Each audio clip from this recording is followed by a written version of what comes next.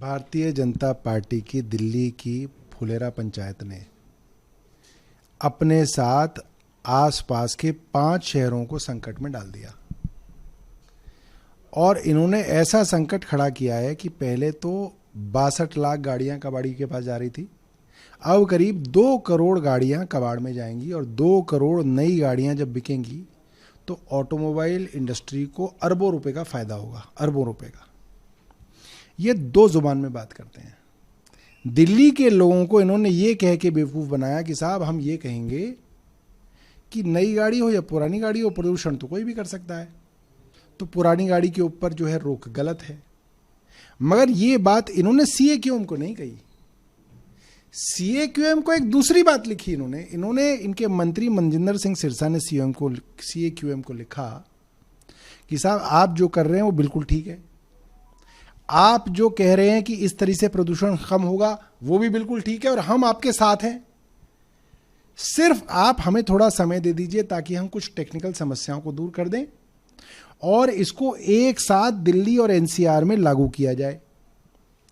इनके इस स्टैंड को सीएक्यूएम ने मान लिया और सीएक्यूएम ने कहा कि ठीक है, हम मान लेते हैं 1 नवंबर से अब दिल्ली के साथ सोनीपत, गुड़गांव, नोएडा, ग्रेटर नोएडा, गाजियाबाद, फरीदाबाद सब जगह गाड़ियां बैन हो जाएंगी और करोड़ों लोगों के ऊपर जो है एक तलवार इन्होंने लटका दी।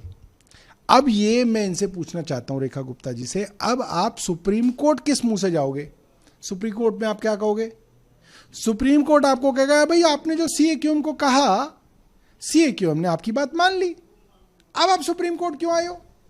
तो इन्होंने दिल्ली और आसपास के सब लोगों को फंसा दिया और अरबों रुपए का फायदा इन्होंने ऑटोमोबाइल इंडस्ट्री को करा दिया। इनकी सीधे तौर पे उन लोगों से साठ गांठ। देखिए, मुझे ऐसा लगता है कि ये लोग जब सो के उठते हैं इन्हें हर जगह घोटाला दिखता है।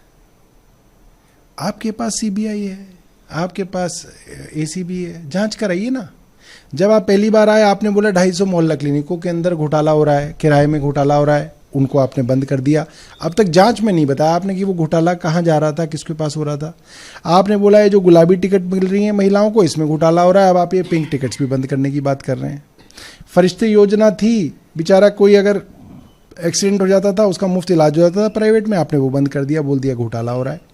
तो ये हर गरीब की जन कल्याण योजना को यही कह के बंद करते हैं कि इसमें घोटाला हो रहा है। क्यों? क्योंकि गरीब विरोधी मानसिकता है। इनको गरीबों को कुछ नहीं देना, सिर्फ उसको बोलो इसमें घोटाला हो रहा है और उस योजना को बंद कर दो। देखिए, इलेक्शन कमीशन में जिस तरीके से चीफ इलेक्शन कमिश्नर का चुनाव होता है वो प्रक्रिया पूरी तरीके से गलत है। उसमें सरकार अपने येसमैन को, अपने किसी नज़दीकी आदमी को चीफ इलेक्शन कमिश्नर बना देती है। फिर वो चीफ इलेक्शन कमिश्नर वही करेगा जो भारतीय जनता पार्टी चाहेगी।